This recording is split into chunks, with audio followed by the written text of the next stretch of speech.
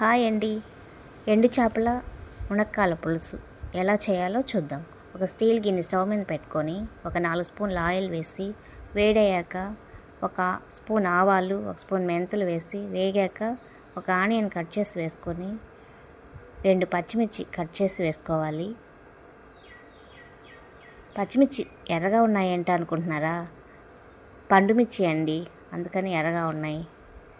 ఇప్పుడు 3 టమాటాలు కట్ చేసి కూడా వేసుకొని అది కూడా ఆయిల్లో వేపుకొని మునక్కాయలు ముందుగా కట్ చేసి పెట్టుకుని కూడా వేసుకొని బాగా కలిపి ఆయిల్ దగ్గర పడేదాకా ఉడికించి ఒక మామిడికాయ ముక్కలుగా కట్ చేసి అవి కూడా వేసుకోవాలండి. నేను చింతపండు పోయడం లేదు, మామిడికాయలలో ఉన్న పులిపే సరిపోతుంది. మీకు నచ్చితే చింతపండు కూడా వేసుకోవచ్చు. నేను మామిడికాయ ఉన్నాయి కాబట్టి చింతపండు వేయడం లేదు. కాసేపు మూత పెట్టి మగ్గాక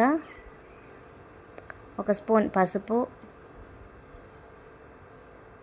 ఒక స్పూన్ ఉప్పు రుచి తగినంత చూసి వేసుకోవాలండి. ఒక స్పూన్ కారం కలిపి మూత పెట్టి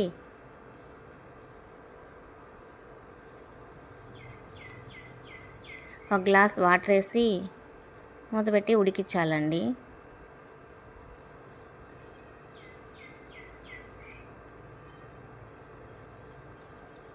ఒక 10 నిమిషాలు ఉడికాక ముందుగా కడిగి పెట్టుకున్న ఎండు చేపలను కూడా వేసి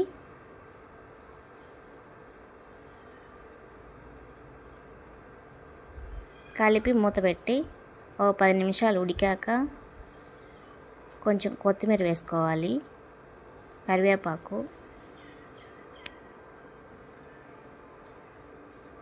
ఒక స్పూన్ గరం మసాలా కూడా వేసుకొని కొత్తిమీర కొద్దిగా వేసుకొని కలిపి కూర చిక్కబడేదాకా ఉడికించి దించేసుకోవడమేనండి. ఎండు చేపలు మునక్కాయ పులుసు అంతేనండి. మీకు నచ్చితే మీరు ట్రై చేయండి.